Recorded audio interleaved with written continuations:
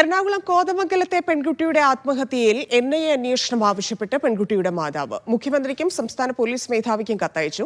മകൾ ആത്മഹത്യ ചെയ്തത് മതപരിവർത്തന ശ്രമം മൂലമെന്ന് മാതാവ് കത്തിൽ ആരോപിക്കുന്നു. മുഹമ്മദ് ആഷിഖ് ചേരുന്നു. ആഷിഖ്, എന്താണ് കുടുംബത്തിന്റെ ആവശ്യം?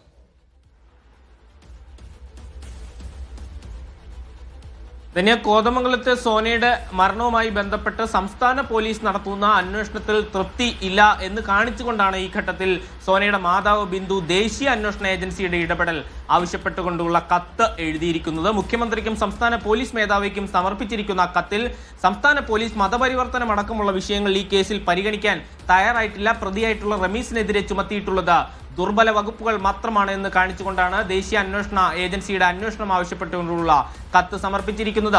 നിർബന്ധിതമായ മതപരിവർത്തനവും മാനസിക ശാരീരികമായ പീഡനവും ഏറ്റുകൊണ്ടാണ് തന്റെ മകൾ ആത്മഹത്യ ചെയ്തത്. ഇക്കാര്യം സോന എഴുതിയ ആത്മഹത്യാ കുറിപ്പിൽ വ്യക്തമാണ്. എന്നിട്ടുകൂടി മതപരിവർത്തനം അടക്കമുള്ള വിഷയങ്ങൾ പരിഗണിക്കാൻ പോലീസ് തയ്യാറായിട്ടില്ല എന്ന് കാണിക്കുന്നുണ്ട്. കൂടാതെ വിദേശ ബന്ധം അടക്കമുള്ള കാര്യങ്ങൾ ഈ വിഷയത്തിൽ പരിഗണിക്കേണ്ടതുണ്ട്. അത് പരിശോധിക്കാൻ പോലീസ് തയ്യാറാകുന്നില്ല. കൂടാതെ പ്രതിയായ റമീസിന്റെ സ്വദേശമായ ആലുവ ഇത്തരം ഭീകര സംഘടനകളുടെ കേന്ദ്രം കൂടിയാണ്. അതുകൊണ്ട് തന്നെ ഈ വിഷയം പരിഗണിക്കണം. സംസ്ഥാനത്ത് നടന്നുകൊണ്ടിരിക്കുന്ന ലവ് ജിഹാദ് പ്രവർത്തനങ്ങളുടെ തുടർച്ചയായി കൂടി ഈ കേസിനെ പരിഗണിച്ചുകൊണ്ട് NIAയുടെ അന്വേഷണം വേണം എന്നുള്ള ആവശ്യമാണ് സോനയുടെ മാതാവ് ബിന്ദു ഈ ഘട്ടത്തിൽ മുന്നോട്ട് വെച്ചിരിക്കുന്നത്. ഈ ആവശ്യവുമായി ബന്ധപ്പെട്ട് മുഖ്യമന്ത്രിക്കും സംസ്ഥാന പോലീസ് മേധാവിക്കും ഇപ്പോൾ രേഖാമൂലം ബിന്ദു പരാതി നൽകിയിട്ടുണ്ട്. അതേസമയം സംസ്ഥാന പോലീസ് ഈ വിഷയത്തിൽ നിർബന്ധിത മതപരിവർത്തനം അടക്കമുള്ള വിഷയങ്ങൾ കൂടുതൽ പരിശോധനയ്ക്ക് ശേഷം അന്വേഷണത്തിന് ശേഷം മാത്രമേ കണ്ടെത്താൻ അല്ലെങ്കിൽ ഏതെങ്കിലും തരത്തിലുള്ള നിഗമനത്തിലേക്ക് എത്താൻ കഴിയുകയുള്ളൂ എന്ന നിലപാടാണ് സ്വീകരിച്ചിരിക്കുന്നത്. ഈ കേസുമായി ബന്ധപ്പെട്ട് രൂപീകരിച്ചിരിക്കുന്ന 10 അംഗ അന്വേഷണ സംഘം നിലവിൽ ഈ പ്രതി റമീസിനെതിരെ ചുമത്തിയിരിക്കുന്നത്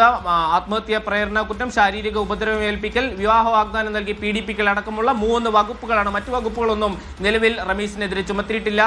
പ്രതി റമീസ് നിലവിൽ റിമാൻഡിൽ കഴിയുകയാണ്. കസ്റ്റഡി അപേക്ഷ ഇന്ന് പോലീസ് കോടതിയിൽ സമർപ്പിക്കും. കോടതി കസ്റ്റഡിയിൽ വിട്ടു നൽകിയാൽ തെളിവെടുപ്പടക്കമുള്ള ചോദ്യം ചെയ്യലടക്കമുള്ള മറ്റ് അന്വേഷണ നടപടികളിലേക്കും കടക്കാനാണ് അന്വേഷണ സംഘം ആലോചിക്കുന്നത്. കൂടുതൽ വിശദമായ പരിശോധനയ്ക്ക് ശേഷം മാത്രമേ നിർബന്ധിത മതപരിവർത്തനം അടക്കമുള്ള വിഷയങ്ങൾ ഈ കേസിൽ ചേർക്കുകയുള്ളൂ എന്ന അന്വേഷണ സംഘം നിലപാടെടുക്കുന്നുണ്ട് തന്നെയാണ്. ശരി.